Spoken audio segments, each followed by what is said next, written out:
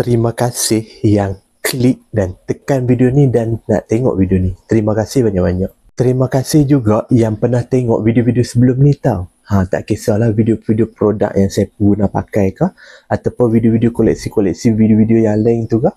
Terima kasih banyak-banyak. Tak tengok lagi video-video sebelum ni, boleh tekan dekat atas ni ataupun dekat bawah ni. Saya sediakan link playlist Naramai koleksi video produk-produk yang saya guna pakai. Bolehlah tengok. Ataupun nak tengok video-video yang lain tu, boleh juga tekan dekat Azman Movie.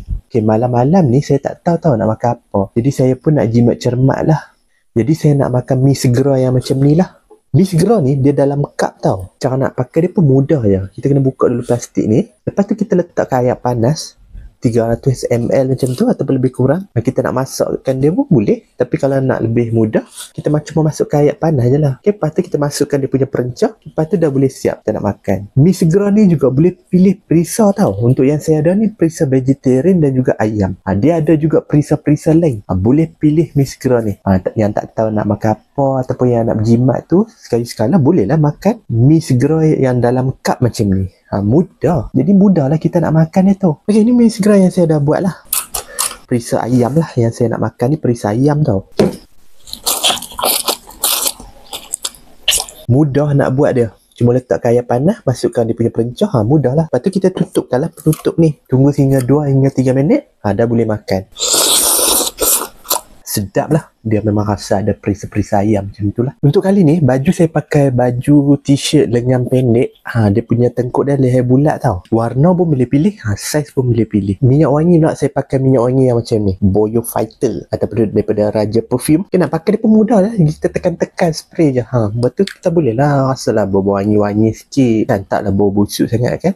Boleh pilih. Dia ada juga wangi untuk wanita. Boleh pilih juga tau. Okay, mikrofon yang saya pakai ni. Ni mikrofon tau.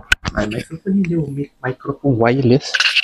Jadi kita mudah nak pakai dah. Kita cuma kelip je kat baju ke, dekat kita punya topi ke, tudung ke, kat mana-mana senang nak pakai dah. Inilah mikrofon tu. Mikrofon ni dia ada 2 mikrofon dan juga 1 receiver. Okay, dekat bahagian depan ni dia ada bateri level. Dia tunjuk paras bateri mikrofon ni. Kita nak charge dia guna kabel USB Type-C. Mudahlah kita nak guna pakai. Nak buat konten, nak buat video, kita cucuk je.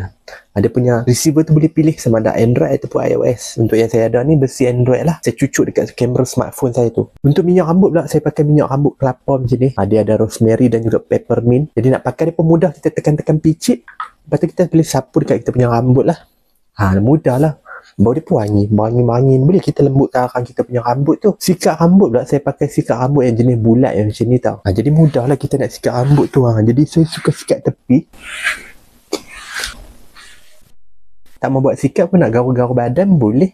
Boleh je. Nak beli mi segera yang dalam cup macam ni ataupun produk-produk yang lain, boleh tekan produk kat bawah ni. Bantu saya dengan menekan butang like ataupun nak bagi komen ataupun nak share video ni ataupun nak bantu saya dengan menekan butang subscribe. Tekan subscribe. Terima kasih menonton. Jumpa lagi video seterusnya.